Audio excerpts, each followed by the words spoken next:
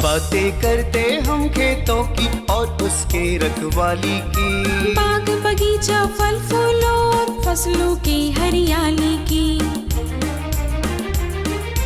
हम बीजों की बातें करते उत्तम जल संसाधन की, हम तकनीकी बातें करते फसलों के उत्पादन की।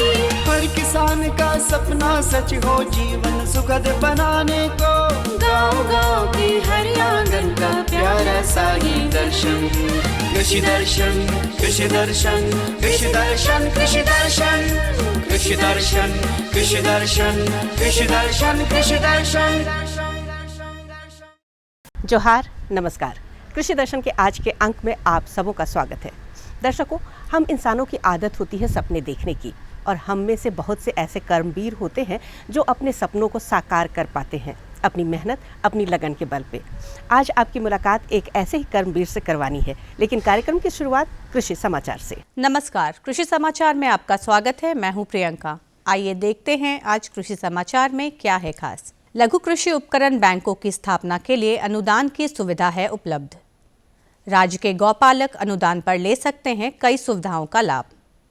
लौकी के बेहतर उत्पादन के लिए लगाएं उन्नत प्रभेद स्वर्ण स्नेहा और कोहड़ा के लिए स्वर्ण अमृत। अब समाचार विस्तार से।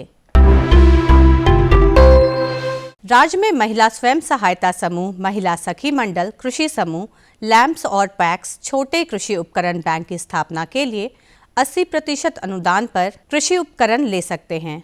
छोटे कृषि उपकरण बैंकों की कुल योजना लागत 6,25,000 रुपये प्रति इकाई है। इसमें 5 लाख रुपए अनुदान दिया जाएगा। इस योजना से लाभ लेने के लिए जिला भूमि संरक्षण कार्यालय में आवेदन दे सकते हैं।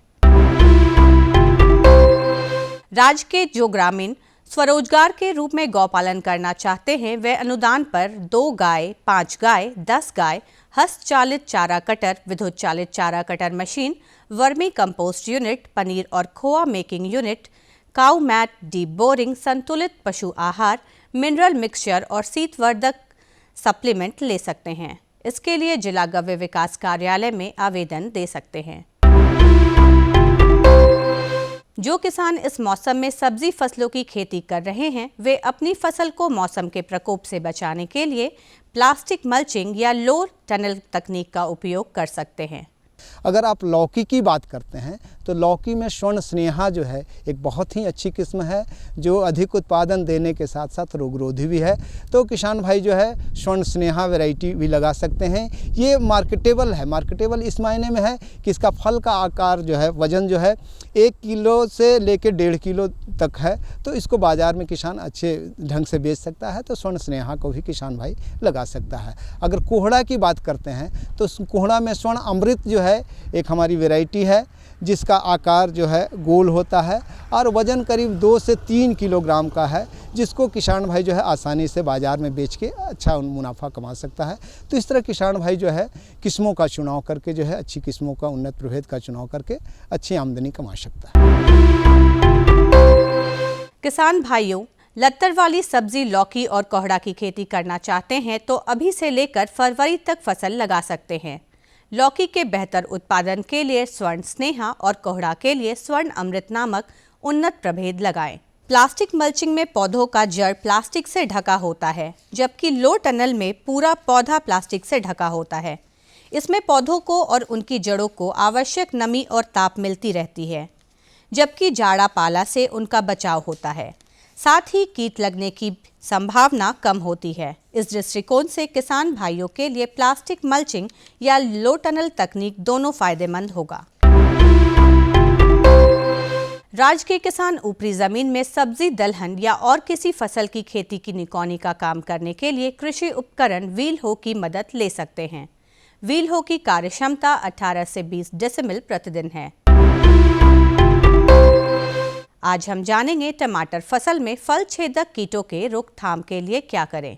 टमाटर फसल में 5% से ज़्यादा फल छेदक कीट का प्रकोप दिखे तो इस कीट के रोकथाम के लिए आधा मिलीलीटर इंडोक्सा कार्व दवा प्रति लीटर पानी की दर से घोल में मिलाकर फसल पर छिड़काव करें। इससे फल छेदक कीट पर नियंत्रण हो जाएगा। और अब एक नजर राज्य के 5 प्रमुख शहरों के मौसम के मिजाज पर। आज राज्य के 5 प्रमुख नगरों के अधिकतम और न्यूनतम तापमान कुछ इस प्रकार दर्ज किए गए। रांची का अधिकतम तापमान 26 डिग्री सेल्सियस। कृषि समाचार में आज इतना ही। अगले दिन अगले अंक में फिर मुलाकात होगी कुछ ताज़ा तरीन खबरों के साथ। तब तक के लिए दीजिए इजाजत। नमस्कार, जोहार। कृषि समाचार के बाद वक्त होता है एक छोटे से विराम का। मिलते हैं इस विराम के बाद। माननीय प्रधानमंत्री श्री नरेंद्र मोदी जी के दूरदर्शी नेतृत्व में पिछले 9 सालों में कृषि एवं इससे जुड़े क्षेत्रों को आधुनिक बनाने और किसानों को सशक्त एवं आत्मनिर्भर बनाने के लिए कई महत्वपूर्ण कदम उठाए गए।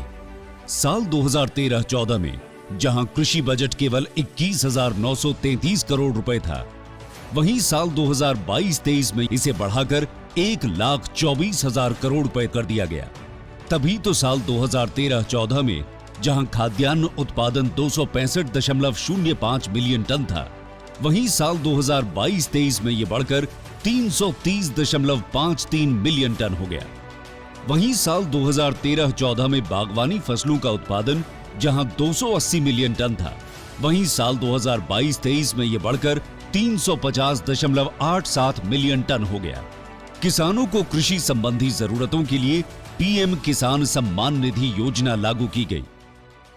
प्रधानमंत्री जो सम्मान निधि आती है ना, वो डायरेक्ट खाते में आती है, उसमें कोई दिक्कत नहीं, कोई व्यवधान नहीं।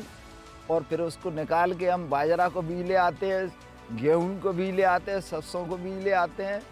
बातें हमारी जो खेल चल तो बढ़िया।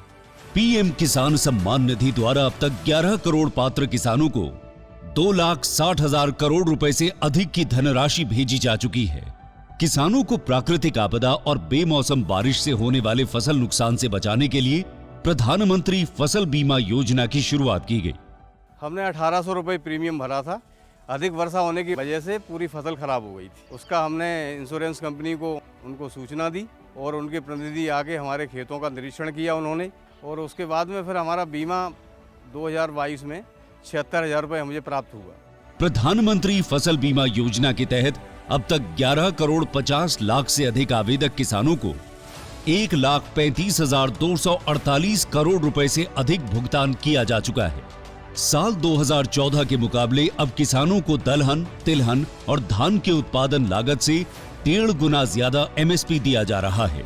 इस बढ़े हुए एमएसपी दर पर साल 2020-21 में 2,44,159 करोड़ रुपए मूल्य की गेहूं व चावल की रबी और खरीफ फसलों की रिकॉर्ड खरीदी की गई। इसके तहत 991 लाख मीट्रिक टन से ज्यादा गेहूं व धान की खरीद की गई, जिससे 1 करोड़ 75 लाख से भी अधिक किसानों को फायदा हुआ। एग्री इंफ्रास्ट्रक्चर फंड के तहत 1 लाख करोड़ रुपए की मदद से कृषि और इससे संबंधित बुनियादी ढांचों को विकसित किया जा रहा है। AIF के थ्रू हमको लोन मिला, जिससे ये मिल चल रही है। इस क्षेत्र में ऐसी और भी मिलें, और भी प्रोजेक्ट हैं जो चल रहे हैं।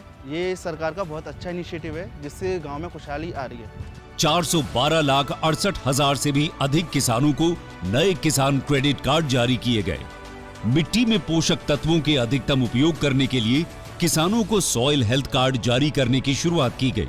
विभिन्न चरणों में अब तक 23 करोड़ से भी ज्यादा सॉइल हेल्थ कार्ड्स जारी किए जा चुके हैं।